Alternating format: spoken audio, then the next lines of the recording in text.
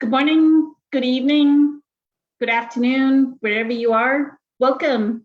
Welcome to Facebook Live. It is the last day of June in the year 2021. It's June 30th. Welcome, everyone. I hope everyone is having a cooler day. We were just talking right before we went live about how hot it is here in the United States, especially in the Northwest. People are experiencing like 106-degree weather. So we think it's climate change or global warming or something of that sort. But here we are. And today we are joined by a few members of our panel. Some members are traveling or having what we would call a life situation happen. So they're dealing with their life situation. So I'll quickly introduce the panel that is here. We are welcoming back Travis after a few weeks, been gone for a while.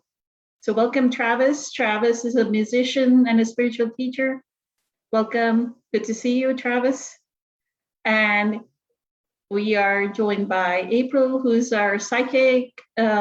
She told us last time she knows all kinds of modalities of healing, like massage therapy, Reiki. I cannot even remember all of them, and a spiritual teacher. Welcome. Good evening. So I was prepared to talk about education today because Eileen actually was talking about something about how the education system, she was getting frustrated about something, so I was going to bring that up. But since we don't have Eileen, so this is very impromptu. What we were talking right before this panel discussion, and one of the questions asked by, so we are doing School of Awakening, right? I don't know, Travis, if you watched Kim's School of Awakening talk yesterday, but one of the members asked, I think she went through like a huge loss, right? Like something like the loss of her parents, and then something with her business. I don't know, like bam, bam, bam. She went through like 2 or 3 different kinds of losses. And the question she was asking Kim is, now she's afraid, like she used meditation at that time while she was experiencing those losses. And now she's afraid of doing meditation or going into meditation because she thinks all that the loss does is allow us to feel pain. And during that time, if they were going to go into meditation, then they are associating that pain with the meditation. Good evening, Caesar.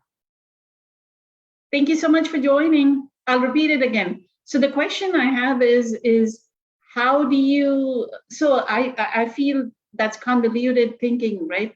That just because you use meditation during a loss, then now you're superimposing one thought formation over the other. You're thinking that meditation is causing you pain, not the fact that you need to process your grief. Right? So, April, you want to get started on how do you process grief properly? What I felt was the way Kim should have answered is on how to process grief properly, first of all. Right? Yeah. So thank you. Go ahead. Sure. Well, I think that we know, or I know we've discussed, there are stages of grief, and there are, I forget the lady's name now. Somebody will have to remind me of her name, but she named like the 5 stages of grief. So you have the depression phase, you have the anger phase, the bargaining phase, and then you have acceptance. That would be the, and the thing about the phases is that they can be random. They don't necessarily come in order. So it's not like, okay, I have sadness, then I'm going to bargain, then I'm going to be mad, then I'm going, because I remember when my mom died, I was in my laundry room doing laundry, and I ran through these phases, not in any particular order, like within a matter of like, I don't know, it was like 3 or 4 minutes. And I kind of stepped back and was like, whoa, wow, I am losing it. Like I just ran through all of them. I was sad, I was mad, I was like, just one more day. And so it can happen like that. It can happen within a few minutes. It can happen over days. You could be mad for days. You could be mad for a week and then go into bargaining. Oh, maybe if I would have type thing. So I think the answer to grieving properly is one, allowing yourself to grieve and allowing yourself to feel and be with whatever emotion comes up with at the time and being okay with that. But I think like in my diagnostic manual for what I do, they actually only give people 3 months for grieving, which I think is kindly absurd. If it's a significant loss, for me, it takes at least a year because you have to go through all the first Easter, the first Halloween, the first Christmas without that person. You have to go through all the first. So to me, it takes much longer than 3 months. And I just had this conversation yesterday about how we learn through association. So I had an ironic situation the other day where I actually had one of my daughter's ex-fiance's baby over from his new wife. Do you follow that? Yeah. My oldest daughter's ex-fiance's new baby from a new wife. My house. But when the little boy seen me, he says, "Hi, Mom." He was so cute. That's association. All women to him are mom, right? So he linked older females are mom. And that's the same thing this person is doing with meditation. Meditation is now bad. It's associated because of whatever experience they have had with now a negative. And one of the things it's called, we have cognitive distortions that we create as defense mechanisms. One of them is generalization, where all dogs are bad, or all men are bad, or all meditation now is bad. And then there's also a distortion of a mental filter, where one bad experience, we will now associate that bad experience from that point on. So the thing I would be, did she say why she felt meditation was the blame for why she, or is it just because she had so many losses? So, She used meditation as a tool during the loss of her parents. Like she went through, she said that she was very egoic. Like she had a highly successful business. She was doing really well, and then suddenly came upon these losses, right? And so we can analyze here on the panel. We don't have the person yeah, on what the ramifications are of being successful and egoic. And then she used meditation as a coping mechanism during the pain of losing her parents, right? so now that's where all the pain sits. Yeah. Yeah, because the physical body remembers what's going on. It takes a snapshot of the environment and everything. So now anytime she go into meditation, it brings up that pain. Actually, what she needs to do is go back into meditation and heal the pain. That's that's actually what we need to do, right? So this is I guess what I first have to say, and I'll let other people speak. But the reality is that it doesn't matter who we are. You can be the spiritual teacher, you can be Eckhart, you could be Sadhguru. You're going to experience loss. you're going to experience loss. Your tire's going to go flat, the cup's going to break, you're going to spill your coffee, because that's life. That is life. And we as humans, we need to learn to process loss better, death better. And then we also need to learn to hang on to the important parts, which is not the loss, but the essence of the person. So like with my brother, I lost my brother 16 years ago, but what I hang on to is the fact that he was extremely annoying. And he would call me at 5:30 in the morning and ask me what the weather was. And I'd be like, dude, I'm sleeping. He's like, well, why don't you get up and look at the weather? I said, why should I? You called me. Like, he was very annoying, right? Purposely calling me at 5:30 in the morning, knowing I'm sleeping. But that's what I hang on to. And while it was annoying, every time I think of that, it makes my heart smile. So you hang on to the essence, not the loss. That's the part we need to change. Beautiful. Thank you so much, April.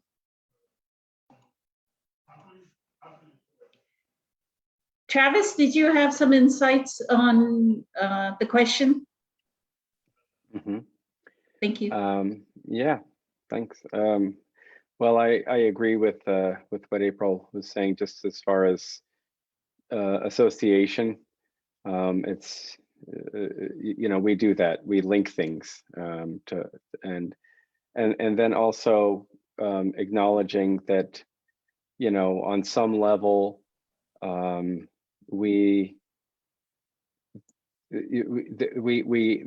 there's the relative dimension of life where we gain and lose and come and go, and that's the nature of it. I know for myself, what what comes up is, and this is often what I come back to or go to in these conversations, is that I think that there's to me, it seems as though it's important to be able to discern between the phenomenal and the unchanging aspect or reality of life. That is, the phenomenal is limited, it's definable, it begins and ends, it's measurable, it's the known universe, and it's easy to understand with a little bit of examination. What you could call the absolute, or what can't be measured, it can't be measured in time, it can't be measured in space or duration or frequency or anything like that. It's very subtle, and it requires a refined degree of discernment and quality of attention to be able to discover it again and again and again, until we become habituated and stabilized in acknowledging and seeing and recognizing the part of life that doesn't come and go, the part of life that won't let us down. And I don't mean to be negative about the relative, but I just mean it won't diminish in time. And so when we can be in touch with that, then I think it makes it easier to acknowledge and feel the pain of our loss. Some things are in the relative, phenomenal realm. They're very near and dear to our heart. That, this phenomenal self that I happen to be, and the people that I love, my brothers and sisters and mother and father and loved ones, and they're so near and dear to my heart. And so there is some pain there, and can be difficult. And so that's why I say I put this added emphasis on what can't be measured, what can't be understood, what can't be defined, what is very subtle and requires a refined degree of discernment to be able to detect and parse out from all of the ever-changing, swirling phenomena of events and circumstances.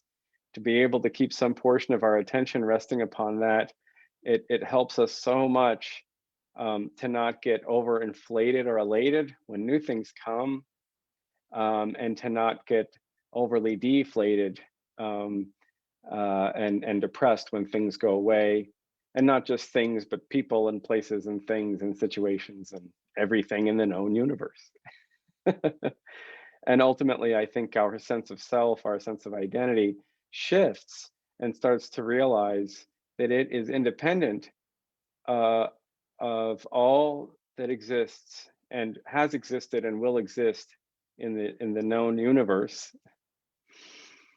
And that in fact, who we are is what our sense of self, our sense of identity shifts over to that upon which all that could ever be created depends.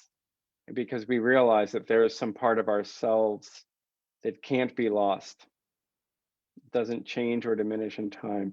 And so I think that's what April was saying too. I'm just saying it in my own way, in my own words, but that's what comes up for me around that, is to find that, get to know that, continually get to know that, because then it makes it a little bit easier to be a little easier to welcome in the new and let go of things when it's time to let go. So to me, it felt like, so you want the person to know of what is immutable in them, but that path is meditation. And then she has a mental block about what will actually get them connected to what is right immutable in them. Right. And I think that the you know, with the meditation part of it, sometimes I think when we use that word, it can mean different things, because sometimes the meditation means the means. It means I'm going to sit, I'm going to elongate my breathing, I'll close my eyes, I'll, you know, whatever we do in our meditation. It looks a little different for everyone, but relatively similar probably. And so that's the means. But you could do that and you could be frustrated and your mind going a million miles an hour. On the surface, you might look perfectly still, but and so sometimes I when I say meditation, I mean it means the result that is achieved. So maybe when somebody's riding their bike, they're in the now completely. Their mind stops. Well, it doesn't look like meditation, it looks like bike riding, but the result is meditation. So I think that it's not so much the means, so long as we're not harming anybody. It's not so much the means that is important as much as the efficacy of it. Is it bringing us to a place where there are gaps in the mind? It slows down. There's more space. There's more peace. Because to me, that end, that result, that is more what meditation is than how we get there. It looks a little different for everybody. Not everybody likes to just sit. So your recommendation would be try different modalities, try breath work, try walking meditation, go out in nature and just walk and feel the ground. And that will bring more grounding if you go barefoot in the dirt and the grass. Try things, because we're all so unique. It's a beauty to each of us. Yeah, so yeah. Thank you. Caesar, were you able to hear the question?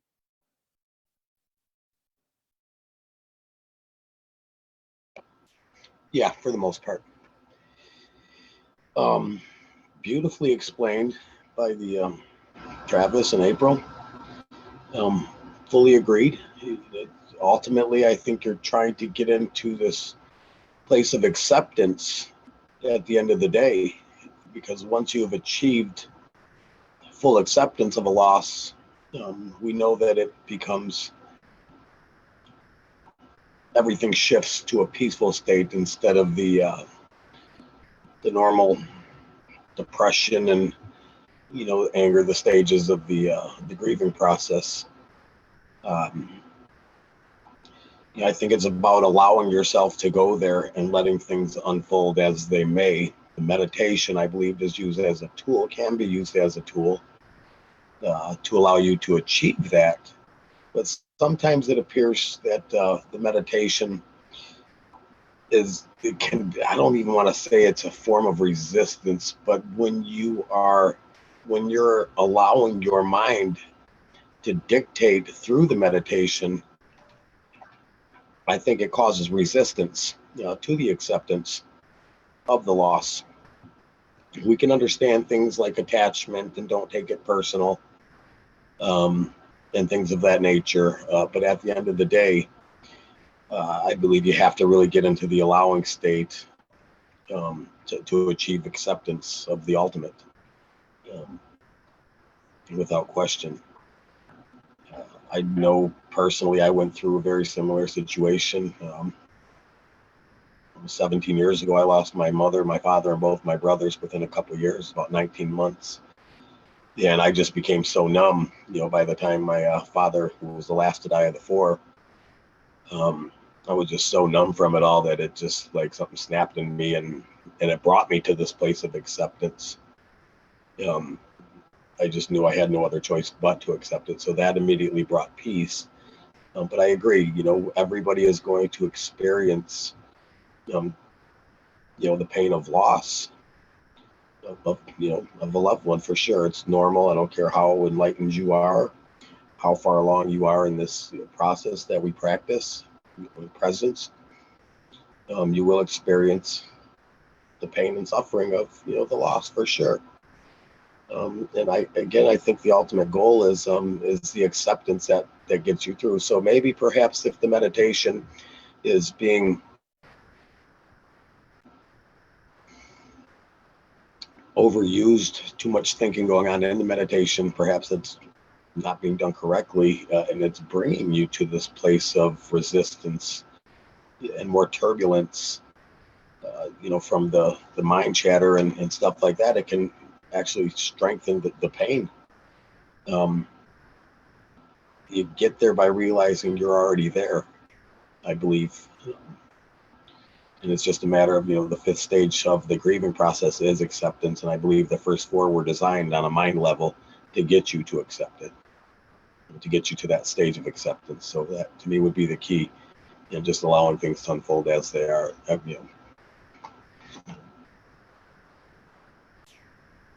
Thank you so much, Caesar. And actually, Louise, so since Eileen is not here, I had to go check online if there were any questions. Louise is online with us. So thank you, Louise and Christina and Gracie. I saw them online. So, and Marla is there. It's like, I don't know how synchronicity happens that when Travis is there, Marla is always there online. It's like, you wouldn't even have texted her or told her that I'm going to be online, and she is there. So this is amazing, incredible. Those are the signs that all of us are so deeply connected to each other, right? In that transcendent dimension, that we're not texting each other and saying, hey, I'm going to be online, because Travis has been away. And then I saw that Marla is online. So good evening, everyone. So what I heard you say, Caesar, is there is some form of resistance, even though she's experiencing the emotion of pain. And that is what is keeping her in the pain instead of dissolving it. Yeah, I mean, it just sounds like it. I can't really put my finger on it for her, but it sounds like the mind is perhaps maybe getting in the way. Too much effort goes into the meditation of trying to dissolve that. And sometimes it can just have a reverse effect when the mind gets in the way of the meditation, because that should be coming from a place of pure stillness, as Travis was trying to emphasize. And I'm sorry for everyone's loss. I know the discussion of loss will bring up everyone's loss and memories of loss. And my deepest condolences to everyone. But this is part of life to experience pain, right? So I want to have a discussion about it because we tend to hide. The ego wants to hide from pain. That's where we start the alcohol and the smoking, and we can incessantly, like, we cannot give up the habit just because we are trying to, or eating. In my case, it's eating, right? Anytime stress arises, I'm eating. Thank you so much, Caesar. So April, I will ask you this question since Caesar brought it up. What does surrender in that situation? Like, we are experiencing this loss, right? And the imagination I have is Eckhart, I think it's chapter 7. If anybody wants to go online on YouTube and look at chapter 7 of A New Earth, he says the loss is like the tapestry, somebody's making gashing away at the tapestry, right? Those are the losses. One gash, one loss, father passed away. One gash, another loss, mother passed away. Another gash is you're having issues with your business. Now, what he says is if we surrender to it, the moment we move into the state of acceptance that Caesar is talking about, of this loss should be the way it is. That is what is. Then he says that's when presence arises behind the tapestry, and that light of presence will show the whole design, the beautiful design of who we are in that surrender, right? That visual is like, no matter, and you won't believe it, I heard that in 2011, and then I went through a financial loss, like completely. I had to sell my house, like, and it's one of those things I wrote in my book as well. It's one of those things where the money, I had my last $1,000, and then the money from the house got deposited. The equity, right? And the moment the money out of the equity was running out, I found a job. I think the first month after I got the job, because there's like a 2-3 week like delay, my best friend helped me with my rent. Like I got an eviction notice from my apartment that month in 2013, January of 2013. And my best friend, I had some money. She helped me with that first month. But I've paid like $60,000 or $70,000 of debt down since 2012. Like I paid off all my credit cards, being debt free, and all this stuff, right? So the only thing, the meaning of surrender. Chapter 10, Power of Now. I knew, like, no matter what happened, I needed to surrender, right? It meant like when you're in that kind of a situation, you don't have money and you're putting your house in the market, the fear is, am I actually going to be able to sell on time, right? And then your real estate agent is saying, no, don't go to this buyer. They don't look trustworthy. I trusted him. I said, God has sent me this real estate agent. I am not a real estate agent. I don't have the abilities to sell. I'm going to trust that God is speaking through this. I said, no, okay, I won't take that buyer. Because people can renege even at the very last moment on a house sale, right? So if I would have waited for I don't know what would have happened. But so April, the meaning of surrender, what does it mean? Because I've tasted it, what it means. Thank you. For me, it means the same, and I say this often, and it's actually one of the coping skills that I try to teach people is that acceptance equals peace. I say it all the time. Acceptance equals peace, because as long as you are fighting something, you cannot have peace. You cannot have peace, and that I think applies too for that concept of Mother Teresa, where she said she would not attend the anti-war rally, but she would attend the peace rally, right? Yeah. So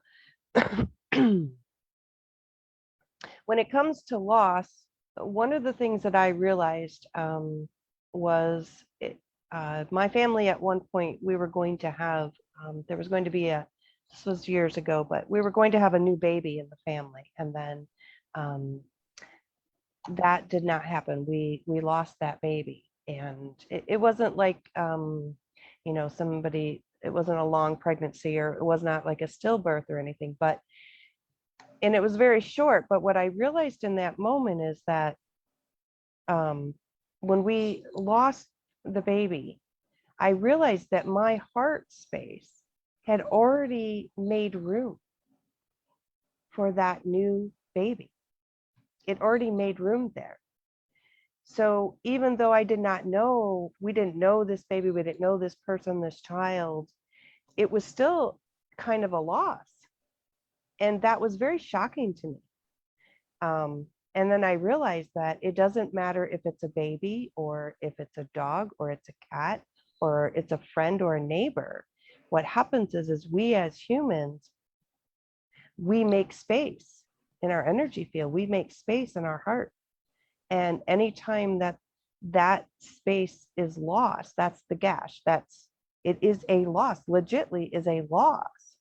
And for me, the only way to accept that was to realize that we are infinite, to realize that we are part of source, that we are forever, that the dog is forever, the plant is forever, so is the bird. All of that is forever. So that was the only way for me to really practice the surrender. And the second part of that is that once you realize that you are part of something greater, that you're part of source, that you're part of that infinite energy stream, that infinite energy field, then what you do is you start to get this sense of knowing that it has an infinite intelligence and it knows what it's doing. Then you start to trust. But the only way that you can get that trust that, okay, you took my business from me for a reason, or I created that, but it was for a reason. I'm having issues in my business for a reason, because I think most of us, what happens is we jump into victim mode, right? And instead of realizing that universe, source, it's actually an act of love. Because how else can I teach you to stop relying on all these material things unless I take them? How can I teach you that there's something greater in this world unless you have some sort of trial to go through, some sort of loss, some sort of lesson to go through? That, while it doesn't seem like an act of love, I can tell you that most people, and all of us on this panel for sure, and most of our audience will say to you that the lesson that I learned, the loss that I have, I'm glad I had it. Because now I know a greater source of love. I know a greater source of abundance. So to me, that's where the true surrender comes. That's when it really comes. And then it's more of a gratitude. You can move out of the pain and into the gratitude space. Does that make sense?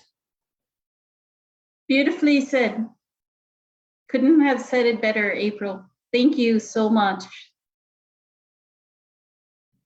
Gratitude for the past. And one of the things that, since I brought up Becoming Supernatural by Dr. Joe Dispenza, I'm listening to it right now, the book. And one of the things he says is, bless your past, bless your present, bless your future. That's what you're saying, right? The gratitude actually becomes the blessing. If you bless our past, that yes, it should have been exactly how it is. Each event should have happened in exactly the order that it happened. And we bless it. Then we create a new future. We change our future. If not, we just cycle around, right? So Lakshmi actually asked a question, and I'm going to read the question. Thank you so much, Lakshmi. And she says, I have a phobia towards cockroaches. Even the picture of it scares me. There is violence in me because I want to see it dead. I can't see divinity in that being. It's all fear. Or the question actually is all fear ultimately related to death? Travis, you want to take that? I will accept this challenge, yes.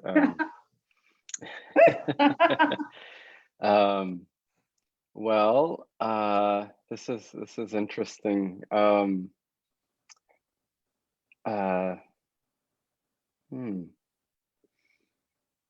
mean, sometimes I'll have a spider in my house, and it's not always easy, depending on what I might be doing or the location, to put it outside.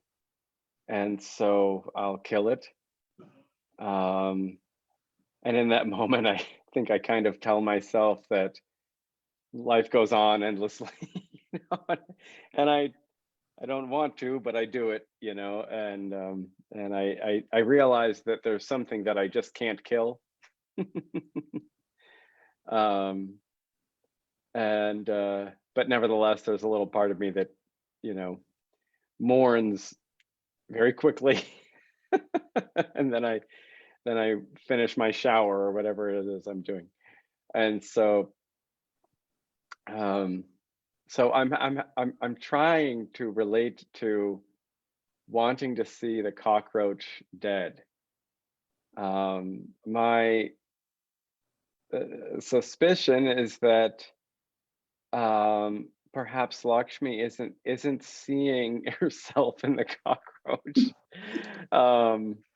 I don't know what exercise would be appropriate so as to help one to see themselves in a cockroach, other than to maybe leave food out in containers that are easy to get into for a while so that you have more cockroaches around your house and more opportunities to. But I think that perhaps, I guess what comes up for me is there are easier areas and easier ways to practice in a word what I call, I know it's probably not a favorite word of someone like Eckhart Tolle's, but a word that I would call love or loving, practice loving. Another word I love is adoration, to adore. Or another way, I have lots of ways that I put it for myself because I am always working to do this very thing, is to develop a healthy regard. So maybe it's easier with if you have a bouquet of flowers in your home, to find a way to fall in love, just like someone newly in love. When you go, you know, to have that feeling where the whole world could fall away and just this, all I care about is just this. Whatever you love the most, start there. Practice that and get to know that feeling. If there's something that above all else, you could let the whole world crumble and fall, but you would be happy just to be in love with that, whatever it is that you love the most. Start there. And then see, look at a book, look out the window, look at a chair or whatever it might be, and see if you can find that feeling where you go, oh, I'm falling in love again. This is good. And where you can find, well, another word I call it for myself, and because I'm just playful with language, is I'll just call it, it's the very best. It's the very best. And so if we can find our way to be in that space, and I don't even know if this is the right thing to do. This is just a practice that I do. I don't know if this is spiritually appropriate or the wisest choice to make. It's just something that I deeply enjoy. And so for me, I would do that and find more and more things that I can do that aren't start with things that are least challenging, and then eventually, when one achieves a perfect mastery, they can do that with a cockroach. And they could go, the whole world could fall away. And I bow before this cockroach. So I don't know if that's of any assistance to Lakshmi or to anyone, but that's what I have to say on that. So maybe make a list of the cockroaches at the bottom, but make a list of ascending order of things you don't like, and start to love, unconditionally love list one, right? Yeah, The first one, yeah, and then unconditionally love number 2, then unconditionally love, let's say the cockroach is number 10, unconditionally love number 3, then get to 10, and then look at the cockroach and see the divinity. that could work. Yeah, because it's a matter of seeing it's as though there's a thread that runs right through everything, all things, and links all things together.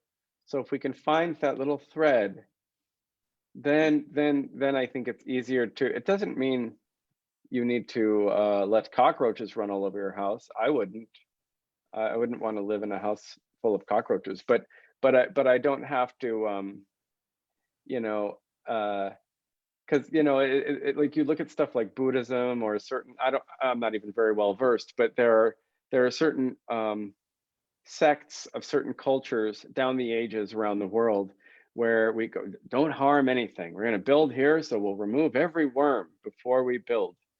Well, there are smaller life forms, and you're still killing things. You brush your teeth, you take a shower, you're a murderer.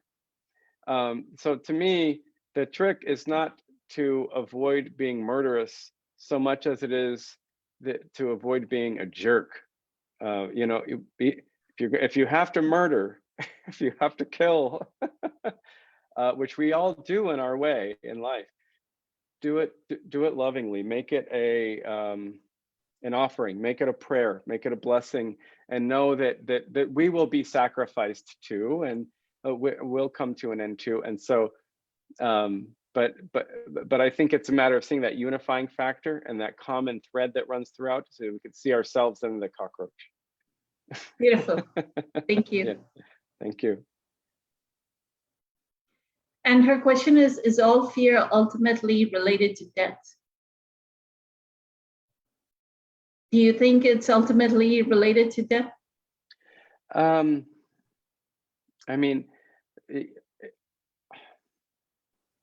trying to think, of whatever a situation could arise. It's typically a fear of loss, and loss could be equated to death, right? The end of what has come, of what is. So in a word, probably yes. I mean, I'm trying to think if you could be afraid of something that would come to be, right? Of a potential future or something that might come to be. But why would you be afraid of it? Because it would pose a threat. A threat to what? A threat to what could be lost. A threat to what can be threatened. Because we know deep down that it can be lost. And that's why it's important for us to get to know and see our relationship with what can't be lost. Because then there's the possibility that if indeed there is an aspect of who we are that can't be lost, we could come to know that and find some real security, the only security, because everything that can be lost, it will be lost. So in a word, I think yes. Beautiful. Thank you. So just like you talked about the spider, I actually, if I see a cockroach, which we have like my apartment is like the urban, like Northeast has those apartments where there's a chute for trash. It's across. Sometimes when we had moved here, cockroaches would come, right? You could see it. But then I would take a dish, whatever, the dustpan, and take a broom and like put it in the dustpan and put it outside in the patio and release it. Like, but it takes nerves, right? Like you're grossed out by it, but then you're trying to be kind to the animal as well. the creature. So thank you. Caesar, you want to talk about phobia towards cockroach? Even the picture of it scares me. And then Yeah, no, man, what a beautiful explanation, Travis. Perfectly said. I think the heart of the matter is that what is fear is the absence of love. So Travis's analogy of that was really the essence of the absence of love, which is fear. And I guess it would be quite difficult to see yourself in the cockroach. And I can relate to a lot of what Travis said and what you just said. You know, when you must kill a mosquito, you should really do it compassionately if you must. I had a thing with, killing spiders and killing ants, and today is, if I do have to kill an ant, I tell my friend I feel like the ant Nazi, the Hitler of ants, and it's, because they do have a right to be here too. And what is the disturbance of them in our presence? Ultimately, you have to ask yourself, is this really a problem to me? And probably is got something to do with the conditioned mind that it's bad. And the last topic we were talking about, loss, I think that's where everything gets scattered. Is why does it have to be called loss in the first place? Because we relate to that word as being bad. Nobody ever told us loss of anything was good. So I think it's part of the totality of conditioning for everybody, where if you cannot look at death, the stripping away of the form, as not being a loss, you'll be much better off. As far as the fear of the phobia here, again, it's realize what's happening. You have a phobia is a fear, and that means you're lacking love in that department, whatever it is. Could be a situation, it could be a cockroach, a sentient being, just like everything else is. They have every right to be in existence as we do. And you have to ask yourself, what is this cockroach going to harm in my life if I don't take him personally, as he's here to create chaos in my life? So really, Travis did a beautiful job on explaining it and how to get to that place of love, because that is the absence of fear, is love. So that would be the general goal, I think. And the question, is it ultimately related to death? Again, I think death is what people fear most. So I would probably have to say yes, just perfectly explained as Travis said, and I'm sure April's going to touch on that as well. So yeah, I believe it is. thank you so much, Caesar. It's funny you should bring up mosquitoes, Caesar. And yesterday I was sitting in my patio. We were listening to Kim's. So I started off listening to Kim's talk, sitting on the patio, right? And this season we've had in Texas, Dallas, we've had a lot of rain. So there are a lot of mosquitoes. And I was sitting, and if you see, my arm is full of bumps, right? They've been biting me, like my legs are full of bumps. And I was sitting there and thinking, it's okay. I need to live in, they need their food too. We've been uprooting, like April was saying, right? There's cement everywhere. Like we are uprooting their land. Like these birds and insects don't have a place. That's okay. I'll do the Simpacto, let them go ahead and take some of my blood. It's okay. And I just sat there. I didn't, I would like scratch it because it's itchy, right, when they bite. But I wanted to be outside. It's like I was not going to go back inside just because they were biting me. So it's funny you should mention that. And I just had that thought yesterday when I was sitting, and then I went for a walk after sitting and getting bit by mosquitoes. Yeah, and perhaps Lakshmi should perhaps try the removal instead of the death, and seeing the cockroach and the gratitude that the cockroach might be experiencing when you actually put him in a dustpan and set him free and watching him run away. And then maybe something will shift within you and say, a different feeling of overcoming that, wanting to see the cockroach dead, into having this feeling of gratitude and love pour out of you, to know that you could have just took his life and you didn't, and now he's going to go run home to his 18,000 kids under your porch. No, I'm just teasing, but perhaps that visual will shift that within you, because I love the idea of, instead of killing a creature, a insect, whatever it may be, to kindly remove it. And like Travis was saying, if you must kill it, do it compassionately with thought, because that is the difference. Because when you're so delved with all of life, as that oneness, it's hard to, like Travis was saying, kill a spider and not almost feel that grief about taking his life. At some point it crosses your mind, because we are, empathetic and stuff like that. Most people are these days. But once you experience Lakshmi, perhaps the releasing of letting the cockroach live, and then perhaps then becoming that cockroach and trying to feel what he's feeling walking away, like, ooh, he knew. I mean, like the Dolly says, even an ant will fight for his life, or Sadhguru said that somebody, but it's very true. So maybe if you can just be that cockroach when you throw him out on the front porch into the grass or whatever, and that gratitude, as if that was you, maybe you will not choose to have that almost hatred within you of sort, and that fear, and that could be the shift that needs to happen for you, possibly. Thank you, Caesar. Now comes April's turn to speak to this question. And I know, April, you're going to bring up some previous birth that she developed the phobia from a previous birth. So go ahead, April. Well, it is something that I thought about, that, either it could have been an issue in another life where she had, an issue with bugs, or perhaps she, I had a meditation once where I was taken back. I did a meditation once where I was taken back to Egypt, and I had this image of actually being bit by a beetle and dying. So it could be something like that. It also makes me wonder if,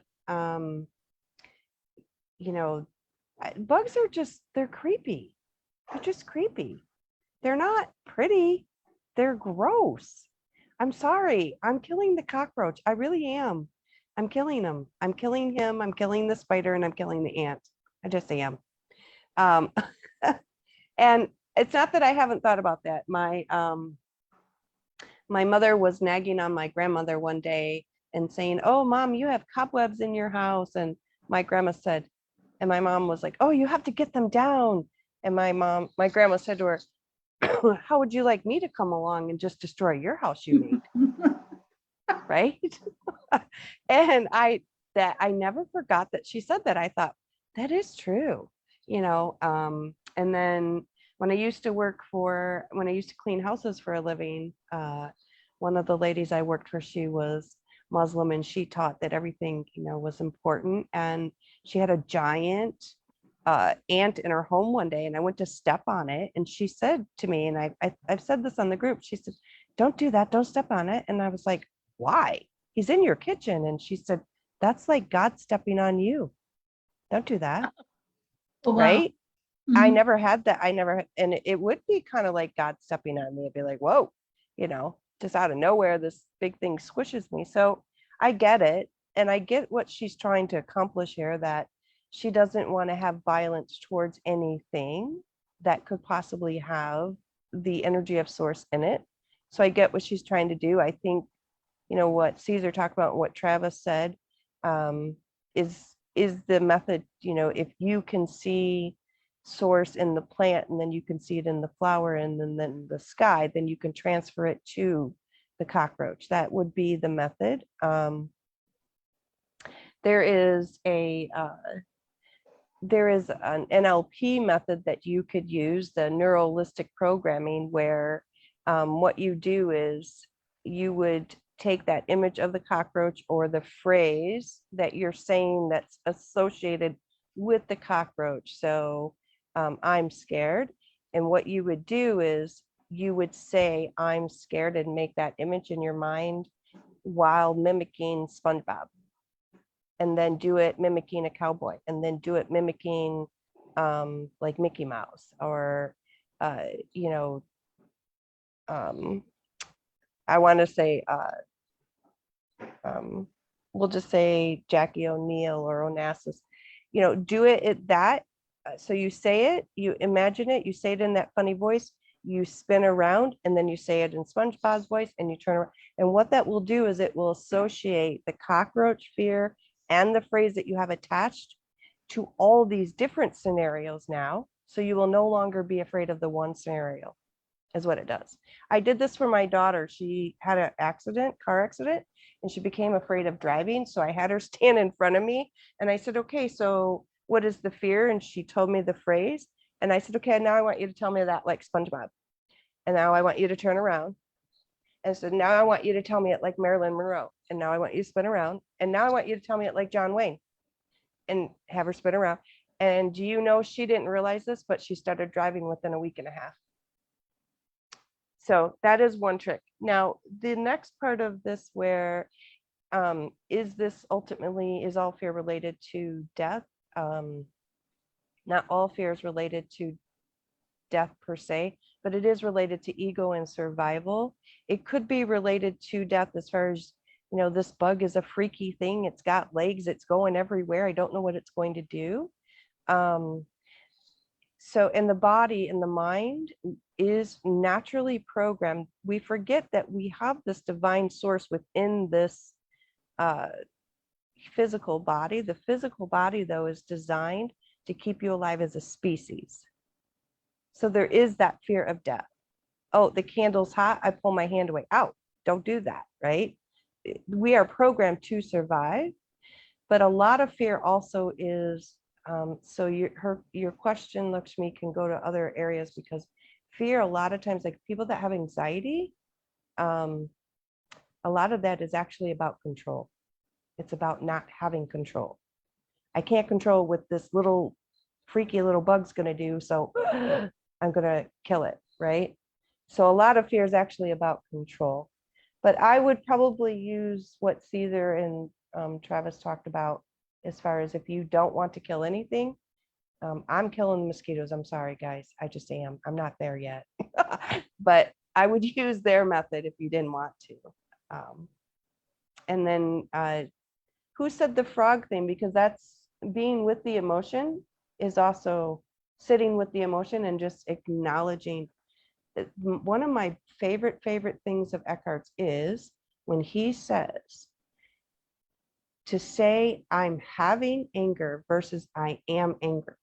I'm having fear versus I am afraid, is huge difference.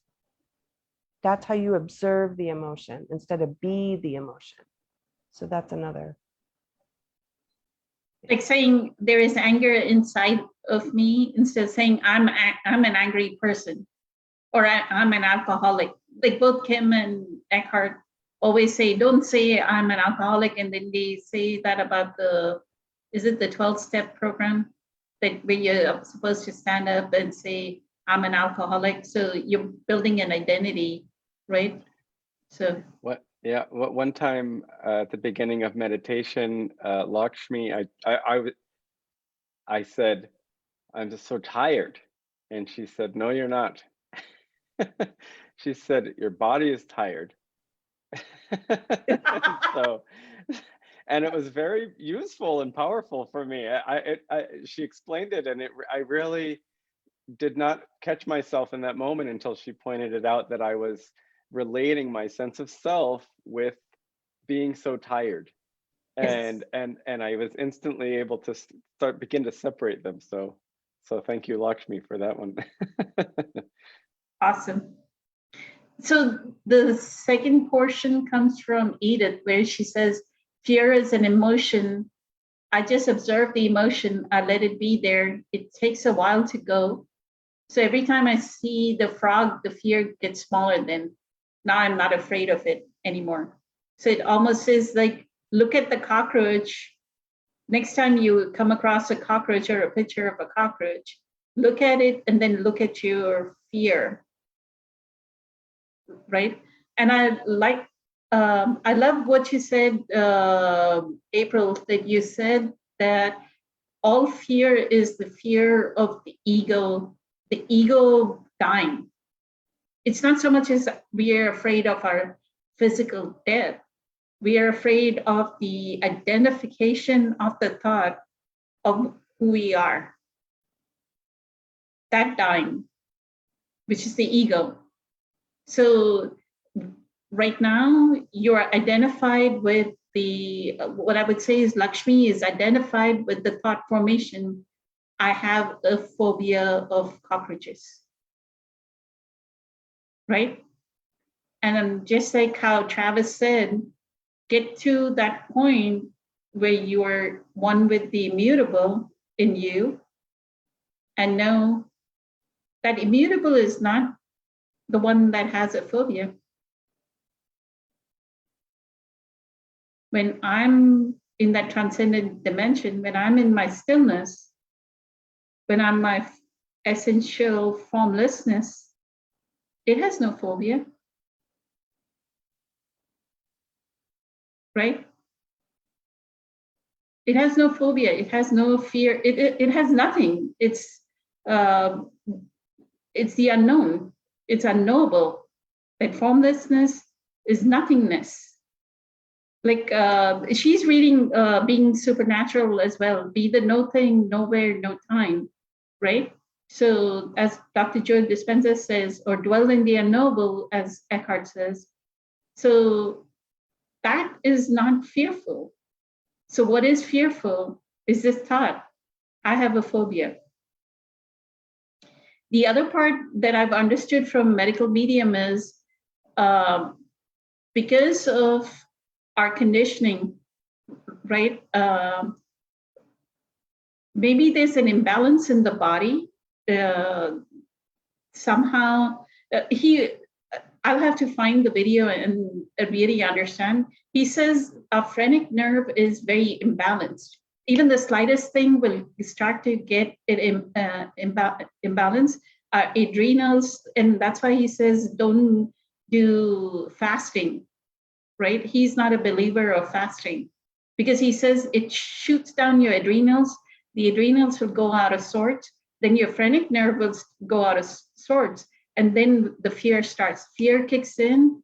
And that's why people are so anxiety driven because their phrenic nerve is not in balance. So that's why he says, do the lemon balm, do the adaptogens, right?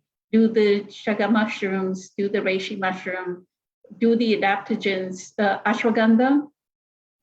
Take those things so that your nervous system is not, because the thing that is generating the fear is the body. The body, as Dr. Joe Dispenza says, the body is the unconscious mind.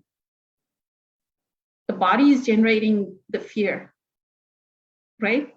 If we get through taking the adaptogens, if we get equanimity, right, in how we are, our nervous system is working, then all these fears, then we can do what Edith is saying, is while looking at the cockroach, look at your fear, right? Hypnotherapy works, right, April? If you go to somebody who can take you under hypnosis, they can take you back to where you have the phobia as well, right? Like the NLP, the hypnotherapist can work as well. So all fear is just the ego fearing its death. That's a beautiful pointer, April. It has nothing to do with the physical death that we are wanting to die. It's more the ego dying. The moment the ego is afraid that it's going to die, it's going to create And then the body is our unconscious mind. The other thing is if we had a conditioned pattern from our family, right? And especially since we are from India, in India, there's lots of cockroaches. I've been in quite a few homes that have had lots of cockroaches. People dread a cockroach infestation, right? They don't leave this food out, don't do this. There's so many, I mean, you're cleaning constantly. Something like Pine Sol, you're cleaning it with Pine Sol, disinfecting everything so that cockroaches don't come, right? The food is disposed away immediately. Like food is cooked, eaten, and disposed away immediately so that you don't have a cockroach infestation. So maybe there's a condition pattern there as well, right, April? That's working as well. If your family has been in constant fear, then there's a generational pattern, and this is the perfect opportunity to erase that generational pattern by doing the balance your nerves, balance your nervous system, physical body, and then look at the fear, look at a cockroach. Beautiful, April. Thank you so much for the insights. And we read Edith's, thank you, Edith, for your insight as well. And so Travis, going back to the surrender, what April had said, going back to that conversation of surrender, and I'll go check on the questions. Okay. Do you have any input on what is it that finally gets us to the down to my knees in humility and gratitude? Mm-hmm. And this is, I accept, I've chosen it. Yeah. Right? I accept it as though I've chosen it. Right. I've chosen my path. Mm-hmm. Thank you. Yeah.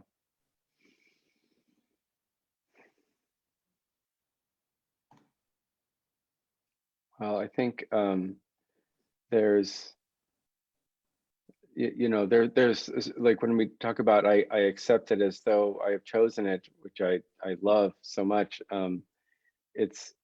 There's surrendering to the current set of circumstances. You know, I can spend lots of hours throughout my day and be just enjoying what's going on. And then like yesterday, for example, somewhere toward the later part of the day, I found myself in a place within myself where I could tell that I was wishing things were different than the way that they were. And it reminds me of how Eckhart talks. He says, you know, suffering is being here, but wanting to be there. and I was exactly in that state, and I could go, there it is. I didn't really know how to get out of it in the moment, so I just kind of let it be and watched, and it passed. It passed in time, and there was that kind of echoing voice, you know, of accept it as though I had chosen it, and also to remember that things, it's not that things should be different than the way that they are.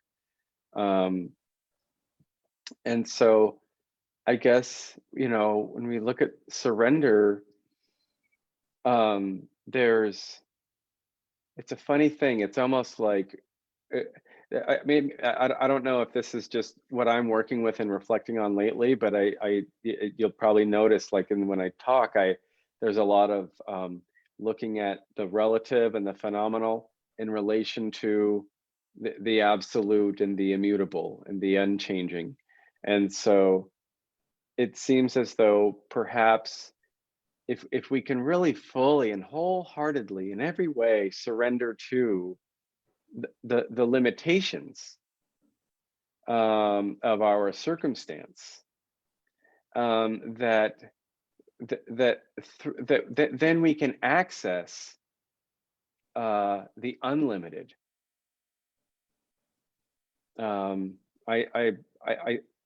It seems as though that may be the case. It's still something that I'm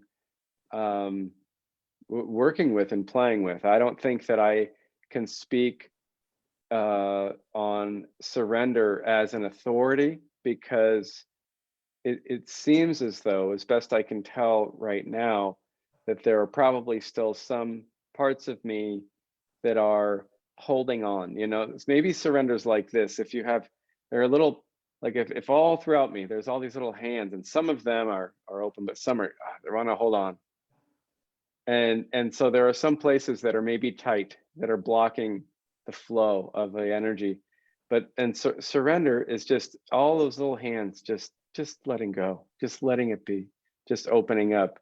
And it feels good to imagine that because I can feel it through my body when I do. And so, but I don't think I'm an authority on surrender enough to really speak to it, because it seems as though there are probably still some parts of myself that are shy of surrender. So, but it is something that I like to look at, and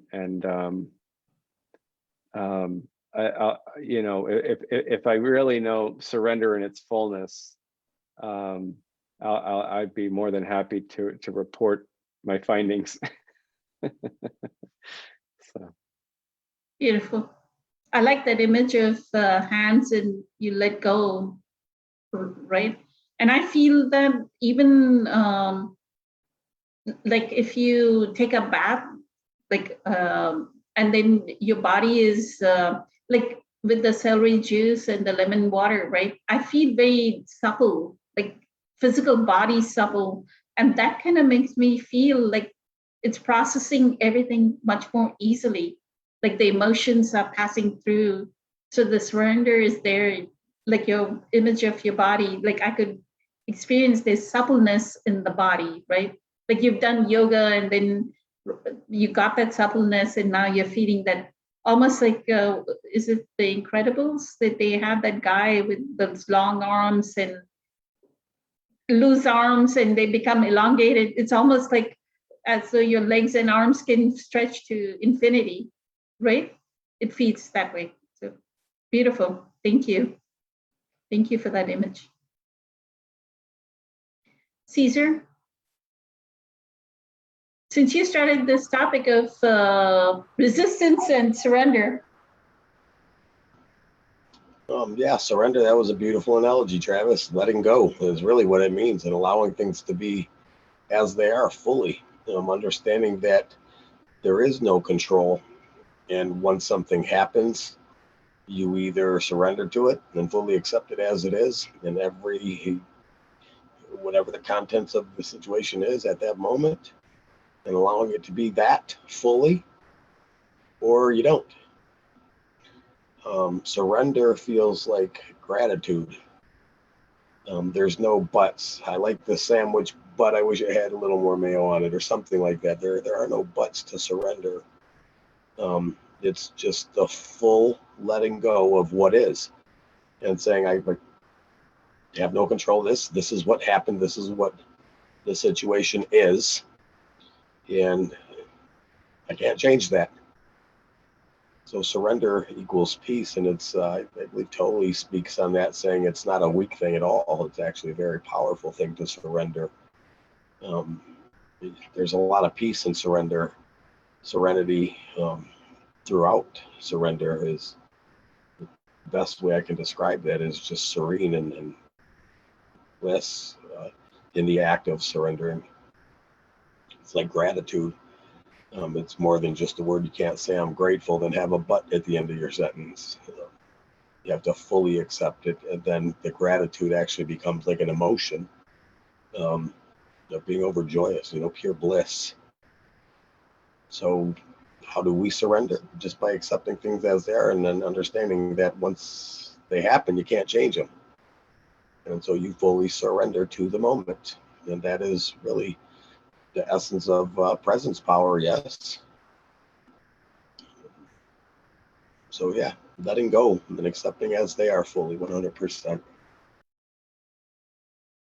So this Eckhart saying, accept it as if you have chosen it. And a lot of people on the Facebook group go, oh, what if somebody murdered somebody else? How do you accept as if you've chosen it? Or if it is like a child, right? Recently there was some shooting and a small child was in the path and passed away. You know how many stories on the news come through like that, right? That this shooting, like in a neighborhood, but the person that's affected is a small child. So how do you surrender to that or accept it as if you chose And it? accept as if you've chosen it.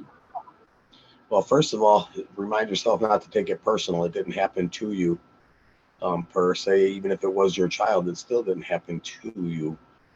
And it was just the act that happened. And again, there's no changing that. And it must be, I think, the accepted as you chose it doesn't really mean as if you chose it. It's just giving you the analogy of that's how powerful your acceptance is, as if you were to choose it. I don't really think he's saying, I chose for that child to be murdered and I accept it. I chose that to happen. No, he's saying you have to accept it as though if you chose it. So there's a difference there. Yes. Thank you, Caesar.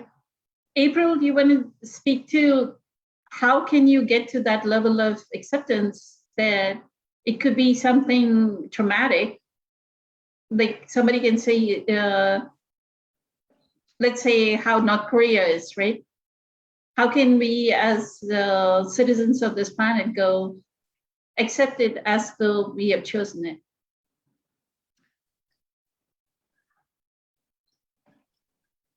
So this is it's a huge topic, actually. It's a very big topic. And it is one that what I usually say is you cannot understand this from the human perspective. You cannot get this from the human perspective. The human perspective thinks this is not fair, this is not right. Even resentment, retaliation, anger, it's pain. The human perspective will take on a painful perspective.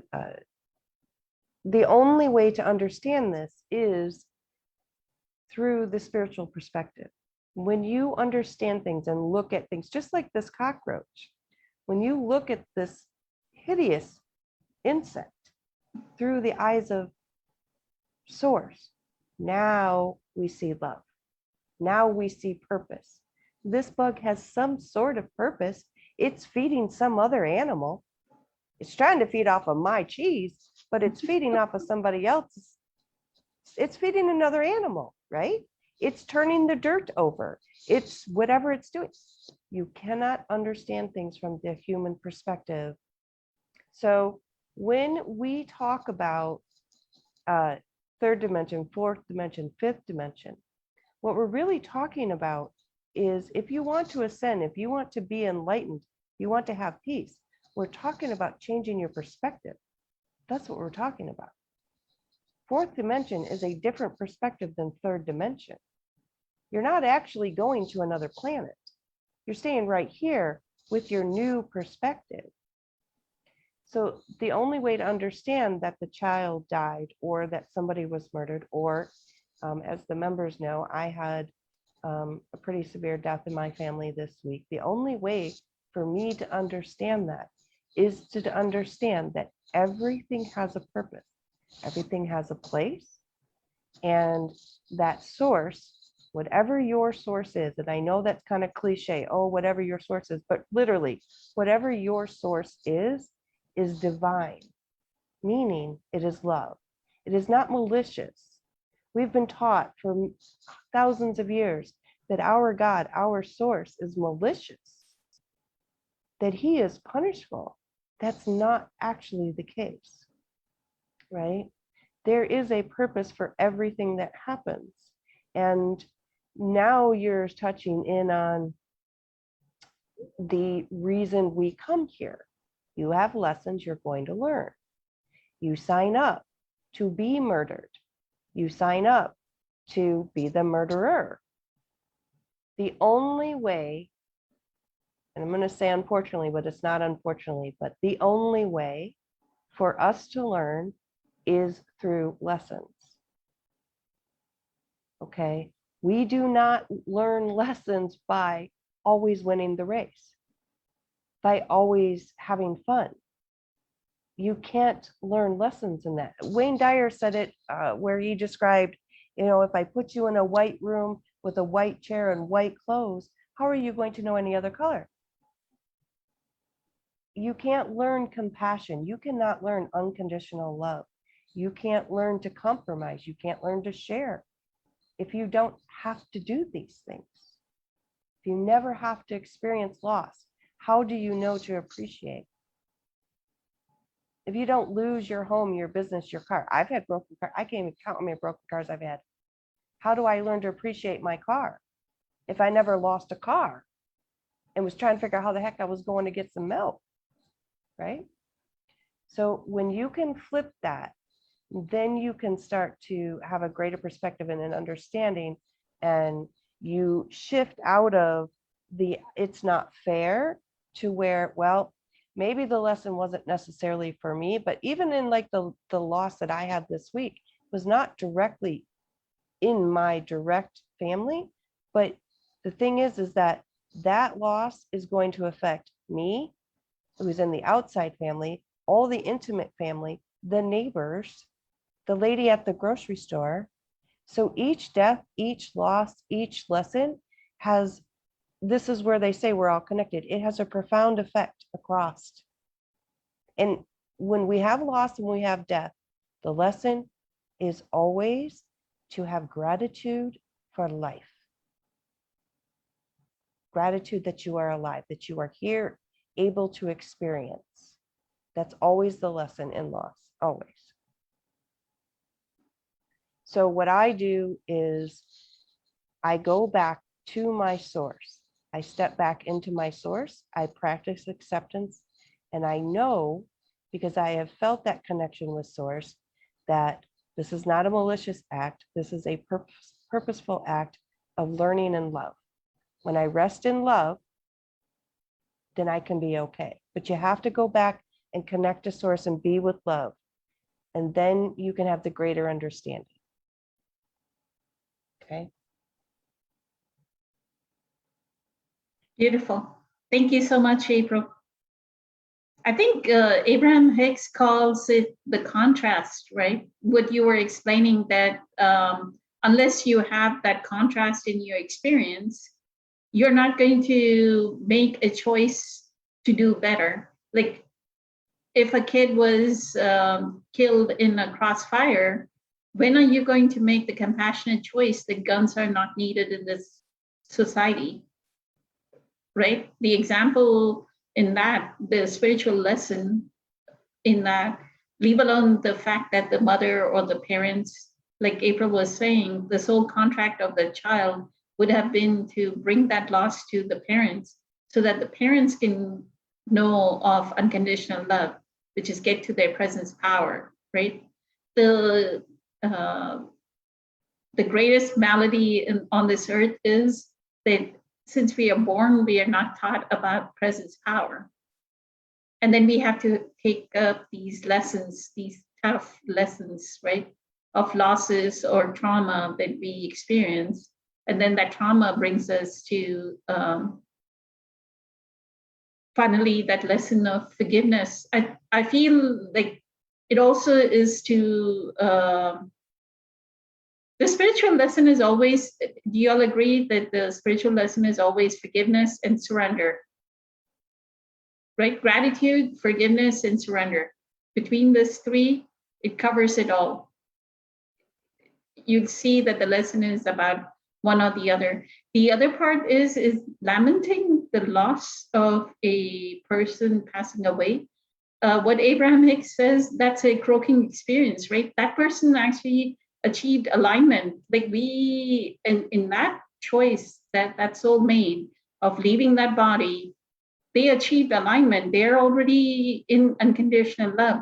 Like if you look at all the near-death experience, Anita Moorjani, Dr. Eben Alexander, look up near-death experiences. If we leave our body, we are going to go to infinite love, right? Why are you taking it away? Out of our selfishness, we're saying this body shouldn't have passed away, right? This human shouldn't have passed away, but that person, in whatever choice, whether they fell sick, they had Alzheimer's, they had whatever they had and passed away, they're making the choice to achieve alignment. That soul is making, they meaning the soul is, so at the level of the soul, they're making that choice. And thank you, April, for that. That contrast is needed so that we make the next level of compassionate choice, right? Loving kindness, the choice out of loving kindness and compassion, saying empathy, that, okay, this situation happened, now I'm going to make this choice that I won't buy a gun ever in my life, right? I live in Texas and guns are very prevalent. Everybody is asking me to go to the gun range. Their favorite activity is going to the gun range. I do not want to be anywhere. And I've been at a job where there was gun range at the job. And they've asked me several times, do you want to go practice? I said, no. There's no way I want to hold a gun ever in my life. So I'm waiting for when we as humans will evolve past that gun thing. But one thing that Caesar can talk about this too is, you know, again, we have to reiterate that nobody dies before their time. I was trying to, I know this as being a medium, but there's a psychic medium, can't think of her name right, Susan something. She had a stepdaughter die. The stepdaughter got struck by lightning and she died, and she was actually pregnant. And the stepdaughter came to her. This woman didn't believe in psychic ability or anything. And then the stepdaughter comes to her and says, stop mourning me, I'm fine, me and the baby are fine. And it wouldn't have mattered anyways, because it was my time to go. So whether it was the lightning or I would have died within a year anyways of something else, because it was my time, right? Yeah. and that's what I feel about all the COVID losses as well, right? Yeah, it's unfortunate that there's been so many losses, but I see like one of the somebody I know does not have a very healthy lifestyle, right? Like of eating, like they eat McDonald's and Chick-fil-A and all of that, right? They don't really have and they got the virus. They went through it for 14 days or whatever, quarantine. They got over it, right? They were not hospitalized. They were not, so it almost is like our compassionate choice as human beings should be, it's okay if the virus, we get attacked by the virus, then we get attacked by the virus. We'll deal with it when that happens. Let our immune system fight it, right? Instead of taking a vaccination or contaminating our body with especially because the vaccine it's some synthetic substance that you're putting in your body, right? Then how are you going to further compromise your immune system? Next time the flu happens, now instead of falling sick for a day, you take 15 days to get over the flu. How is your flu going to be, right? Now you're okay, you were okay at 40, 50. What about when you're 60, 70? Are you going to have a good immune system when you're 60, 70? So, I mean, we have to do our research on everything, right? Do proper research and know that ultimate fear, don't fear death, right? So, and I'm not here, I don't want to be in that position of saying that vaccinations are bad or anything else. If you made the choice, you made the choice. But if you don't make the choice, that's fine too, right? Because as humans on this planet, we have to make that choice that, yeah, there's a microorganism, just like the flu virus, like the cold virus, like how many ever the H1N1 virus, that they're viruses, they get to our body, our immune system works through it, right? Okay, Travis, let's wrap it up with you on this what is surrender as if we have chosen it, and then we'll resume it next week, since it's almost an hour and a half. I Thank think I you. already, didn't I already answer the question? I feel like I did. No, the Maybe not. question is Mhm. how, when somebody gets to that point, right? That was when you were talking about surrender. Okay, so But now the question is people are saying, how can you accept as if you've chosen it, and what if it's a child? okay, yeah, It's so traumatic that you right. cannot No, I'm accept happy it. to chime in on this. Yeah. Okay, Okay. does that make Sure. sense? Oh, totally, Because- yeah. Okay, Yeah. Thank you. I get how the conversation evolved. Yes, so I'm just gonna take a breath here for a moment and kind of. sure. Okay. Thank you.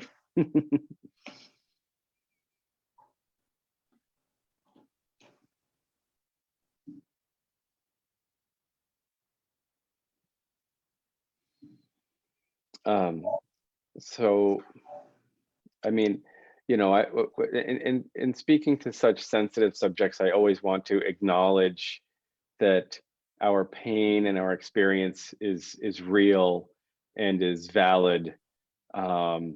We go through such unique and extremely trying difficulties in life, that I just want to acknowledge that first. That our pain and our experiences are so visceral and real to us. And with that said, what goes on in my reflections is that I look at the phenomenal realm, and I go, is there, because it seems like when we get so upset about things, like losing a loved one who's like, say, losing a child, for example. And when I look at it, I go, oh, there's a whole world of phenomena. You could call it the phenomenal realm.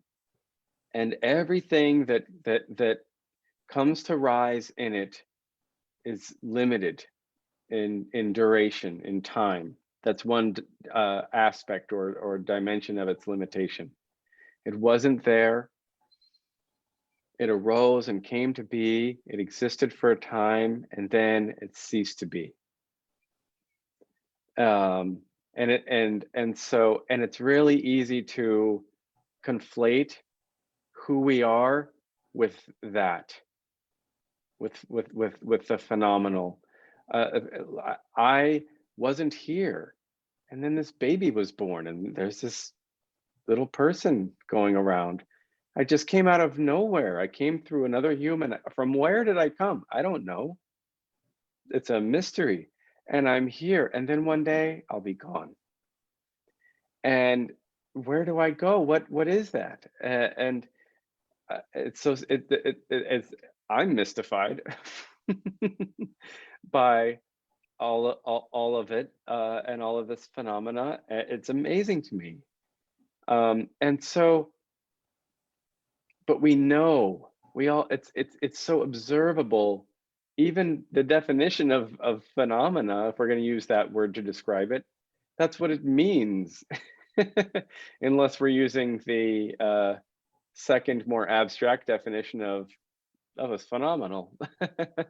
That was wonderful. It's also that it is phenomenal, in both meanings of the word. And so, but what the question that comes up for me is there anything that is more real? What is most real? Is there a realm beyond the realm of phenomena that is more real? Is there anything that is infinitely real? Because phenomena, by definition, is limited in its reality. It's very real while it's here. These trees outside my house, the sky and the clouds. I'm not saying that isn't there. It's there, but those clouds are changing all the time. and I can look out 5 minutes later, and it's as if I'm not looking at the same clouds. Everything's changed. And so what I think what it is when I look at the realm of phenomena, you know what it reminds me of? Is like looking in the mirror. There's nothing actually there in the mirror. The mirror is secondary. The reflection that I see when I look in the mirror, it is only there because it's reflecting back what is primary. If I wasn't there, I wouldn't see a reflection in the mirror. So there is a primary reality. It's utterly real. It's absolutely real. It's utterly dependable. It's utterly tangible. It's never going to let you down, no matter what, no matter what. And it's imperative. It's utterly imperative that we know that when we're going to live in a world where, if we're lucky, we see our parents die. That's the best it's the best it can give you. And if you're a little less lucky, you'll see your children die.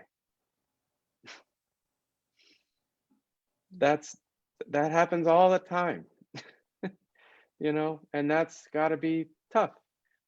And that's why I really feel that it's utterly imperative that we see the primary reality, the phenomenal world, this beautiful universe full of infinite space and stars and planets and life beyond anything that we can ever attempt to reconcile. It's too much to fathom. That is a reflection of reality. What we call reality, the phenomenal realm, that's what we go, that's reality, man. That's when we talk about real, it's real. Humans, by and large, we're pointing at the phenomenon, the phenomenal, the circumstantial, and it is real, and then it's not. It's relatively real. and all of these things, all these people, all these plants, all these animals, all these clouds, all these mountains and valleys and streams and oceans, and that I'm just describing a few things on this planet, cockroaches. That is all, put it all together. And that is only a reflection, a secondary reflection, utterly dependent upon the reality that is you. And this whole universe, the whole Big Bang and everything born of it, is just a reflection of you. That's what I believe to be the case. But I'm still working to, I still, you know, endeavor to inquire a bit deeper. So still getting to know it. So that's what I have to share around that. Beautiful. Thank you, Travis.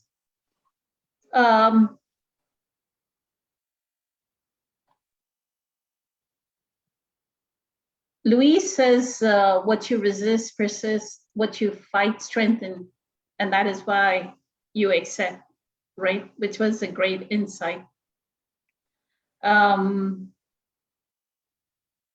What I feel when Eckhart says, accept as if you've chosen it. So like April said, right, we can get into the victim identity. Do you feel that when we say, if we were to get into this state of mind, I accept it because I chose it, half of the resistance is gone already because I chose it,